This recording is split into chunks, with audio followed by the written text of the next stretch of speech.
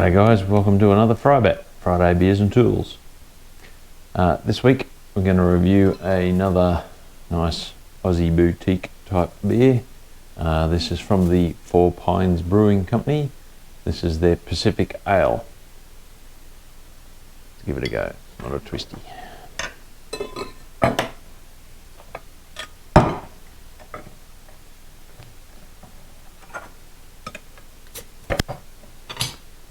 Cheers.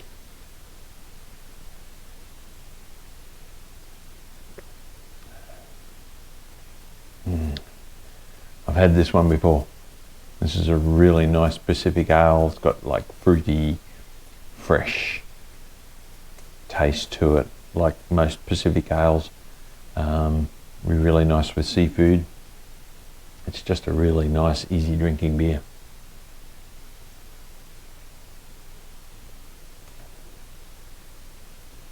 I like it. It's even better off out of the tap.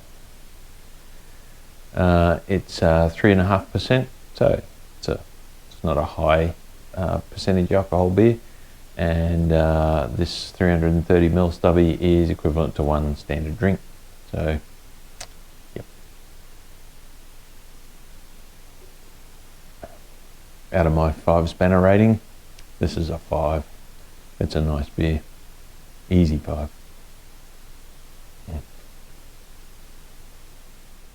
Okay, this week's first tool is actually more of a gadget than a tool.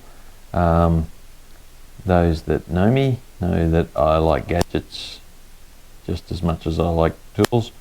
And this week we've got a little Chinese battery monitor unit, which is very handy for monitoring the car battery.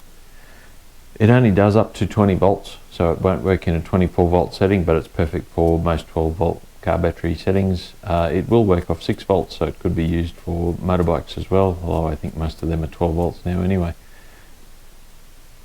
What does it do? Well, it is a Bluetooth unit, and it actually Bluetooth links to your phone, and it connects via these two terminals to your battery and stays there permanently. It only draws about 1.5 milliamps, so very low current draw. I use it on my truck, my Land Cruiser, to monitor the AGM absorbed glass mat battery, which runs my fridge, etc. when we're out bush or camping. And it does a number of functions. I've just bought a second one, which is going to go on my main battery in my truck, my starting battery. And some of the functions are it monitors the cranking voltage and the health of your battery during cranking, the charging voltage, very similar. A lot of very similar features to the battery tester that I showed you last week, I think. And it also tells you state of charge of your battery. It identifies what sort of battery it's connected to, whether it be lead acid or absorbed glass mat.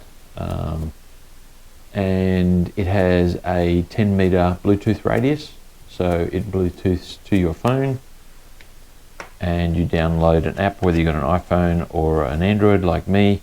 You download an app, and I'll put up some pictures. This is the owner's manual. I'll put up some pictures here of the screen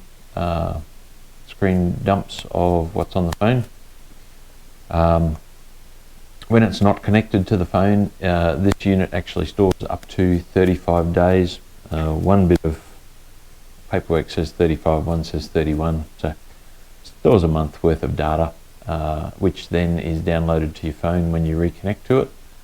It has the following alarm functions. It will do a daily notification of the state of charge of your battery. It will also alarm for abnormal cranking voltage, and it also has low voltage alarms as well, which are settable on the app. Again, I'll put some pictures up here. This was only $34.50 on eBay delivered, so it's quite an affordable little unit, and you can run multiple units on the app. I'm not sure how many units you can run, but I certainly know that you can run 2. As I said, this one's going on my starting battery on the truck to help me keep monitoring it. I do like my gadgets. Very handy little piece of electronics, very cheap, and especially handy when you're going bush. If you're using a fridge and you're constantly drawing on your house battery, they call them, then it's important to know its state of charge. If it gets too low, then you can actually damage the battery and you'll shorten the life. I use solar panels or a flexible solar blanket whilst I'm out bush to help recharge the battery during the day, and this actually shows a really nice graph situation. Again, I'll put a picture up here of its state of charge, and you'll see how it changes when the vehicle's running or under solar charge, etc. Very handy little cheap device. On my beer rating for a gadget, for value for money, 5 out of 5, 35 bucks to monitor your battery. Very handy for us four-wheel drivers. Very good to have on a boat as well, especially if you're not using the boat very often. And then you'll get low voltage alarms, etc., sent to your phone as long as they're within radius of your unit with your phone. And also vehicles such as my Monaro, which doesn't get brought out very often. Very handy to have on those too. So for value for money, 5 beers out of 5. For functionality, it's another 5 beers out of 5. There are a lot dearer units on the market that do exactly the same functions. Yes, it's Chinese. Yes, I know we're trying to avoid buying Chinese crap at the moment, but this is the 3rd unit I've bought now. I had one on a previous truck, and as I said, one's already fitted to my truck, and this one's also going on the other battery on my truck. Seems to have no problem coping with the heat of the engine bay, especially up here in the Northern Territory. So I can thoroughly recommend it. It's 5 beers out of 5 for functionality as well. Okay, the next tool we're going to review is one I got from Amazon. This is a Astro 3037 air belt sander. Still in its plastic. Might be new. What does an air belt sander do? Well, apart from the fact that you can see by its compactness, I don't actually know how to make that open. Okay, after reading the instructions, which is always a good thing, to unfold the tool, you need a tool. In this day and age, I hate tools. I hate tools that require tools. That's a bit backwards, isn't it? I really like toolless tools that don't require tools such as an Allen key or a hex wrench to use them. In this case, the tool came stored in that position. To open it, I thought there'd be a push button somewhere to allow you to move it. No, you actually have to undo this Allen key here, and then you can put it into the angle, the position that you want it in, and tighten it again. Could have been done with a push button. Astro Pneumatic, lift your game. Right, let's get back to the review. That is part of the review, I guess. This is what is called an air belt sander, or sometimes also called a finger sander because of its similar shape to a finger. This particular one is 1/2 inch wide by 18 inches long. That's the length of the belts that you can buy for them. And what does it do? Well, they're specifically designed for being able to get into panels on cars to be able to grind down spot welds. But of course, being a finger sander, it's designed for removing spot welds, but can be used to get into tight spots where you couldn't normally get a normal grinder, angle grinder, or a disc sander. It is auto tensioning, so it's spring loaded in here, You can see that the belt loosens as I do that. It has a trigger mechanism, and it has a 4-stage, no, it's variable air supply, so it's variable in speed. Air supply goes in here, and of course, like all air tools, it needs regular oiling. It comes with 3 sanding belts, a 36, 40 and a 60 grit, and of course you can buy them. It's a standardized size, 1/2 inch by 18 inch. What else can I tell you about it? Variable speed control, has a 360-degree adjustable arm. Of course, I've tightened it again so I can't adjust it easily.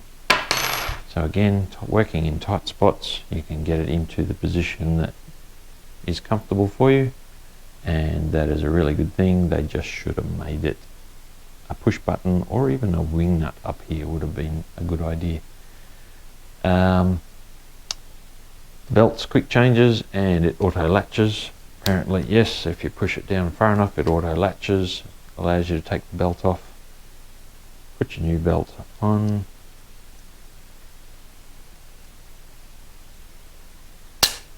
and then it's just a push button unlatch, and it's automatically tensioned. Very nice. They claim it's 1/2 horsepower. It's not hard to do with air tools. It uses 4 CFM of air supply. It weighs 998 grams. I'll put that in pounds up here. It is a total of 39.37 centimeters long, 8.89 centimeters thick or wide, and 5.08 centimeters thick. Wide, thick, yep, sure, thick. A fairly specific tool, although, and as you well know, I like my cordless power tools over air tools because of, 1, no air supply required, much quieter, that's 2, and no hose to get tripped up on, that's 3. However, there are still a number of reasonably cheap and affordable tools which are really great for air supply. Grinders and sanders are one of those things. DA sanders, very good still with air supplied tools, but of course they are much noisier, and they do require, as I said, daily oiling if you're using them every day. This one I got from Amazon, actually Amazon Australia, but it came from Amazon US, and it was $138 delivered. Do you need it for a normal workshop? No, you don't. If you're going to be doing car repairs or panel maintenance or a lot of panel work, very handy tool to be able to get into tight spots, removing spot welds definitely, but you certainly don't need it. I've added it to my collection because it's something that I envisage I will definitely use in my retirement. Right, let's talk about its rating. Let's talk about the fact that 3M does a version of this, and as I said, this is $138. 3M's is something like $600 in Australia, so I can't justify that in a business. I guess you could, but for $138 this is good value. Right, so let's get on to value.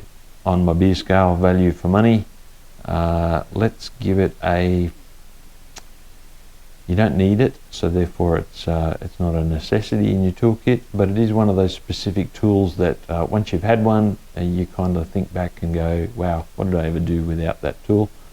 I'm going to give it a 4 out of 5 for value for money, because it's relatively cheap, especially compared to a name brand like 3M. For functionality, well, as you can tell, I haven't used it yet, but I am very aware of the use of these and have watched many a YouTube video where people have used it. That's why I decided to buy one. So I think for functionality, although it's quite a specific tool, it has multiple uses. even though it's a specific tool, if you get my meaning. So therefore I'm putting it up at a 4.5 out of 5 beers for functionality. I think it's going to be a very handy tool in my collection. Milwaukee doesn't do an M12 version of it, so I have the Air version.